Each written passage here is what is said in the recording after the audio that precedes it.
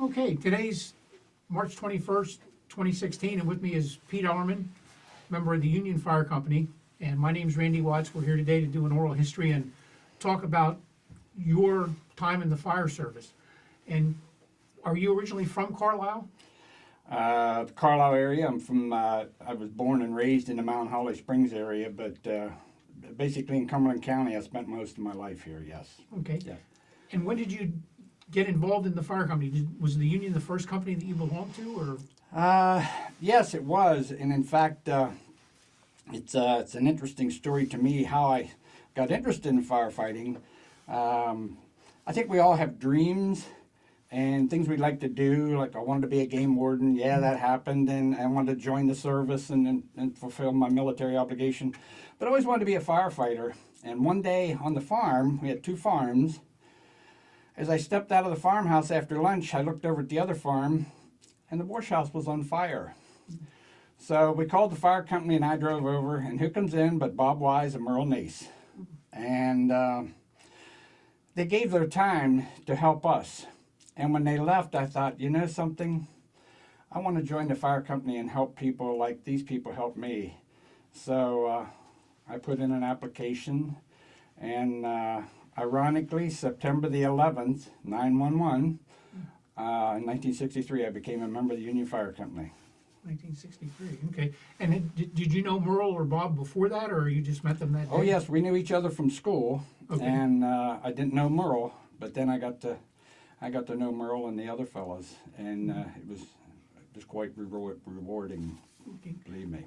Did they save the wash house? Nah, not a lot of it, because it was it's about a 13-mile drive from the Union Fire Company to where we lived on the Old York Road, but they saved the house. That was the important thing. Okay, Yep. okay. And so that was kind of what motivated you, was that fire, but you had an interest even beforehand, or? Yeah, I had an interest, but I was always scared what fire might do, and even to the last fire I fought, I've always had a little fear and respected fire. How active were you in the fire company? Very active since '63 to about the mid '70s, and then my job took me away.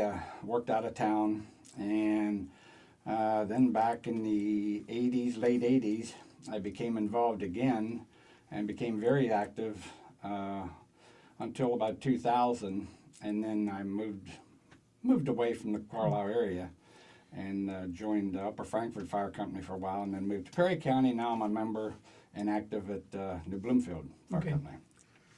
So you actually lived in the firehouse at one point? Oh yes, I did. Yes, I did for many years. Quite a few of us back in that era lived at the firehouse. What was that experience like? Very interesting and very rewarding. I'll tell you what, we had a great camaraderie or fellowship. We got along well, and we always looked out for one another. Played a lot of jokes, but we looked out for one another. It was quite a team we were, I feel. Who all was at the firehouse at that point in time that you remember? Oh my goodness. There was Mark Goodling, Tom Klein, Randy Adams, Denny Brem, Mud Epley, John NeGreek. Oh my gosh, I can't remember just who all was there, but we had about an average of 8 or 10 fellows that stayed there nightly. Okay. And so they lived there pretty much all the time, and Mm-hmm. Yes, we did. what was it like around the firehouse then? What kind of activities did you get into? Or? Gee whiz, there was, I never even gave that a thought, the amount of fun that I had, but there was always something to talk about in training. There was always some kind of little training or tidbit information we would come up with, and I mean, back then we didn't even use SCBAs unless it was darn emergency that we had to, because we didn't have the capabilities of using that, so we did the best with what we could do. And the firehouse was small, and becoming a driver, I learned to appreciate how you can handle a piece of equipment and get it into a tight spot. So we had a lot of educational things happen there. I think, if my memory's correct, that I became the youngest person in the Union Fire Company history to be able to drive legally, insurance-wise and everything. And I started driving. And I'd like to share an experience with you. The first time that I became, that I had a chance to be a relief driver was when we had the old horse show at Bonnybrook. And Merle Neese and everybody went out there, and I stayed here at the firehouse. And lo and behold, we had a thunderstorm that night. Lightning and all of that. And it was notorious that the fire alarm would go off at Montgomery Ward when that was out there at the mall area. So I had to drive out in pouring down rain with the open cab on the American of France, scared to death, did not want to hurt anybody. On a Friday night is when the shopping happened, town was full. But we made it out and we made it back the engine in, and everybody come up to me and patted me on the back and said, "Pete, you did a great job. You got us there and back safe." So I'll never forget that. That was my first time to really respond to a fire or an incident. That first call is a little scary when you're driving and... Amen. Amen. And the first fire call that I can remember that I went to was the Epley drugstore on Hanover Street. And that was right after I joined. And of course, as I said, we didn't use SCBAs very much. And Charlie Bowles fitted me up with one, and they weren't the positive pressure like today. And as soon as you breathed in it, the mask would steam up. Oh, I was scared. I didn't know where it was at. But I learned to overcome the fear somewhat. Okay. Did you actually see any fire that day in the mask, or What was that? did you actually see any fire inside the building that day, or? Yes, Okay. but it was terribly smoky, and it was hard to see with what we had back then to deal with, Okay. not like today. And was that the first time you'd actually worn a mask? Yes. Okay, Yes. so you...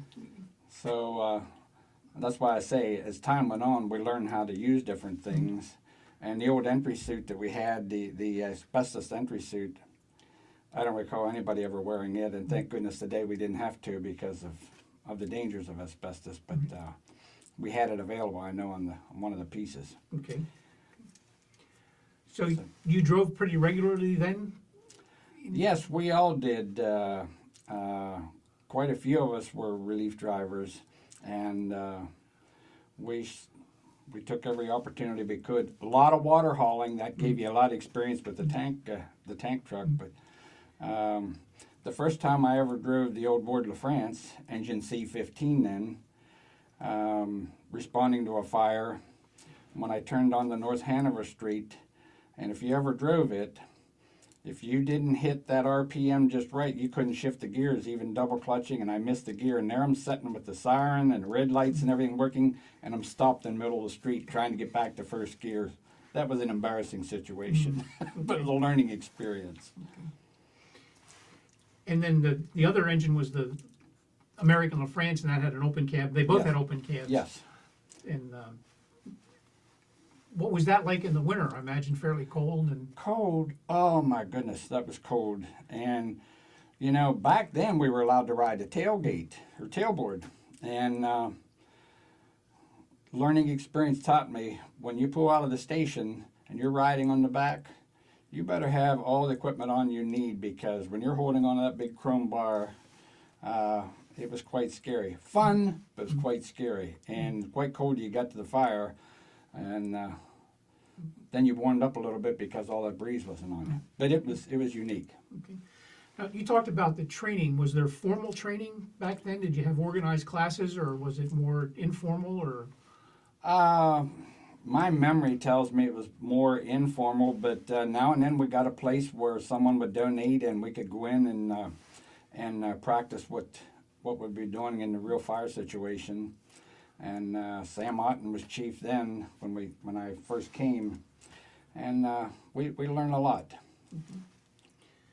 And Sam had been a firefighter, I think, in the Navy, and had some experience. And Correct. he was, now, were you a member when the tank cars blew up at Brantsville? Were you involved in that call? No, that was prior to me joining, and it must have been quite horrendous when everything exploded and people were injured or hurt one way or another. But yeah, I wasn't. Okay. I wasn't there. What did you enjoy about the fire service? What kept you in it?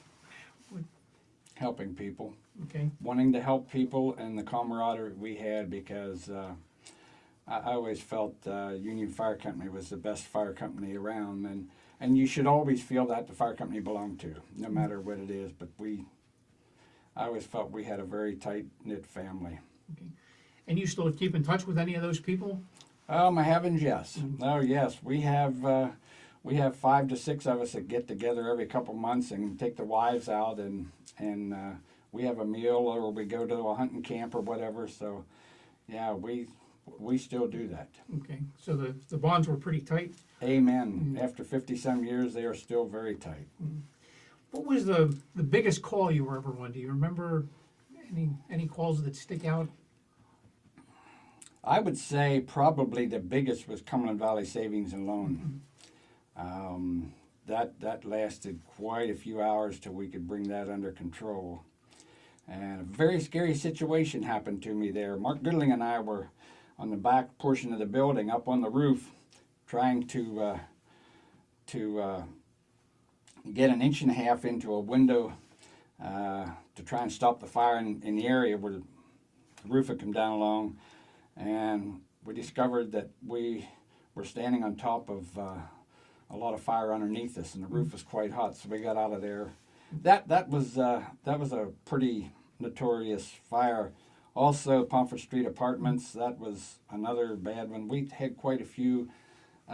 You mentioned in your book the Sunday's Feed Mill and the Livestock Market, another big fire, or a pair of fires. We had quite a few big ones back then. Okay. Do you remember any calls that stick out where you had anything that was humorous or funny, or any funny events that happened around the firehouse? Or oh my goodness, there was always fun around the firehouse, but with Jack Myers, and God bless him. I hope he would forgive me for anything I would say, but he always he could always come up with something, he and Chet Nace, that was very comical to either view or participate in. And I'd rather not say what those events were, but we had a lot of fun, and that made it really neat to be a part of the organization and be able to enjoy it, because I can't imagine going through life without not having fun. So, yeah. now, at that time, the downtown area was still pretty active, and they had the block runners, I guess.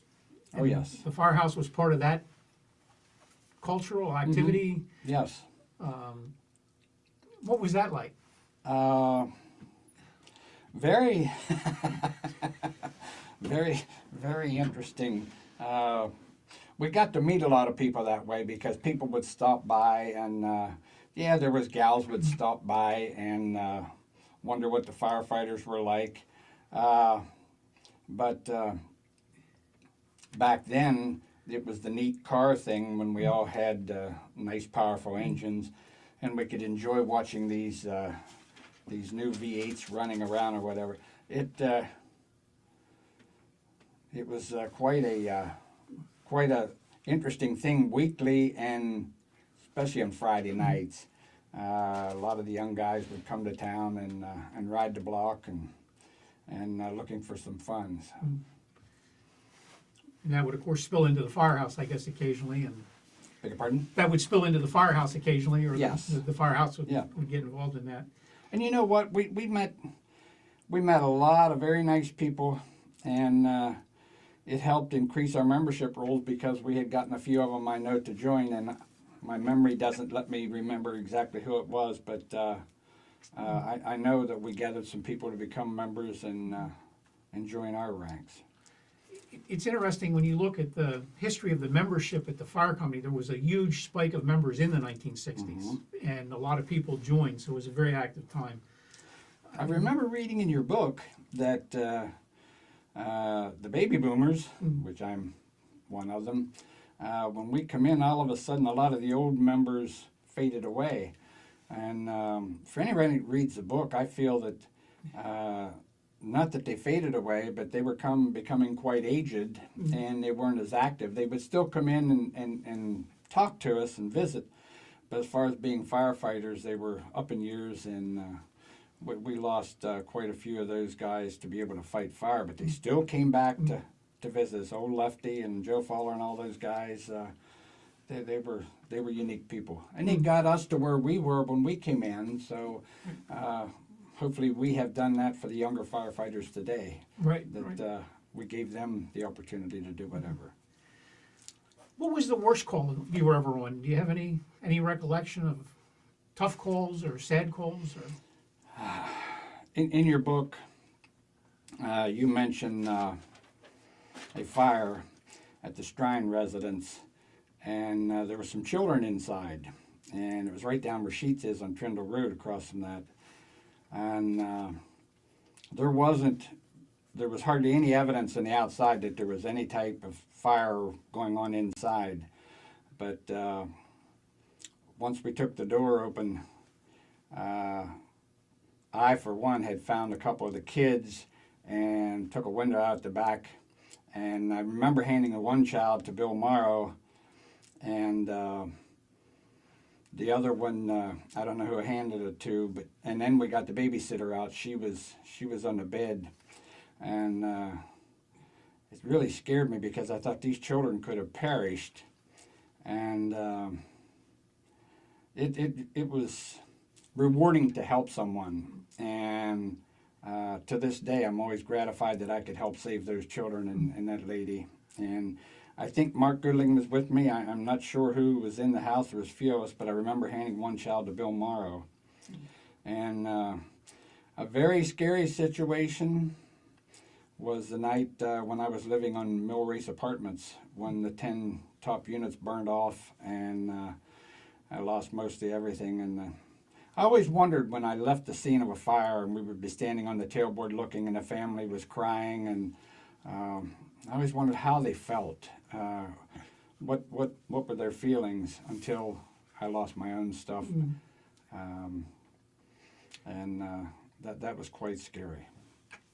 Did the fire company help you after that and get back on your feet? Yes. Oh, and you wouldn't believe the people in the community that gave furniture and clothing and everything to help me get back on my feet. Yeah, it was that tight-knit family again that helps. So yes. Okay. Is there anybody you remember from around the firehouse that was unique or?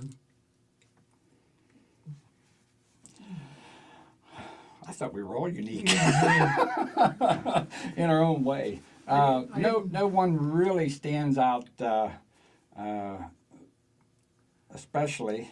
Anybody that came in and visited on a regular basis, or? You know, I do remember Jim Dysart, and we lost Jim a long time ago, but Jim was still active even at his age, and I just thought, wow, what keeps a guy going that long and wanting to be that active? But I respected his. How do I want to say this? His will and his want to still be a member and be active in some kind of status. And Jim, I think, was a second generation in the Dysart family, maybe a third generation. Yeah, I know second, but I'm not sure if it was third. But yeah, and I'm first and I think last generation because my kids aren't firefighters, but. And I don't hold that against them. Not everybody can be a firefighter. Right. It takes a special person. And you stayed active for a pretty long period of time, and it sounds like then you became inactive for a while and then got back into it, or? Yeah, in the 70s sometime, my work took me away because I worked out of town, and then when I only got home Friday nights and had the weekend do things, I didn't spend very little time with the fire company. And then until the 1980s, I became involved again, late 1980s, and just come back to enjoy helping people again. Right, okay. What's changed since you joined to now? Has there been much change or any change or? Well, the station is bigger now with the addition. So much has happened with safety and all of the equipment that someone has to wear just to be able to fight fire today.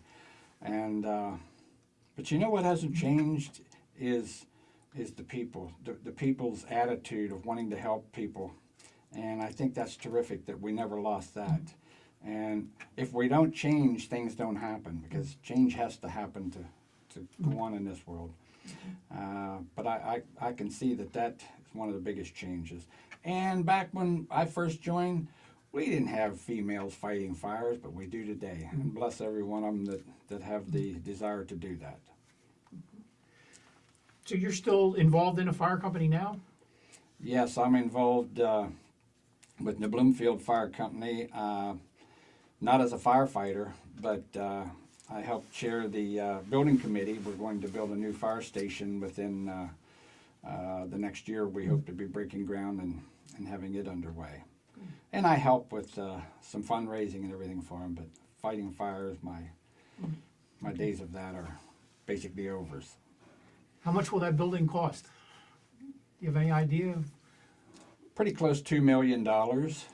And I remember, I think when we built the addition, the firehouse in here was like $75,000 or something. Things have really changed in that respect to the cost of things. Back then, of course, maybe $75 is equal to what the $2 million is today, but that's basically what we're looking at over there. Okay. Any other memories you have of the fire service? Anything you'd convey to the future? Somebody that was thinking about the fire department, what would you tell them to help them get involved? Or Ah, my. I really don't have an answer for that, Randy. I wish I did. I just wished everybody would have the chance to experience what those of us did and even today. And I think there would be more respect for the firefighters, and there'd be more people wanting to help a fire company out monetarily to keep them surviving, so that they would be able to help them in a need if they ever needed. Yep. okay, anything else you wanted to relate about your fire service experience or the union or Carlisle, your time and experience? I just thank the good Lord that I have had the chance to do this, and that I have the health that I do today. And a few of my friends went up to 911 to help, who now have respiratory problems. There to help out the city of New York, and it happens that way. Sometimes people, when they do give, they pay the ultimate price. And I just thank God that I have not had to pay the ultimate price, and that I have the health I do today, and could experience what I did. Okay. Well, thank you very much. Appreciate it. You are welcome. Thank you for the opportunity.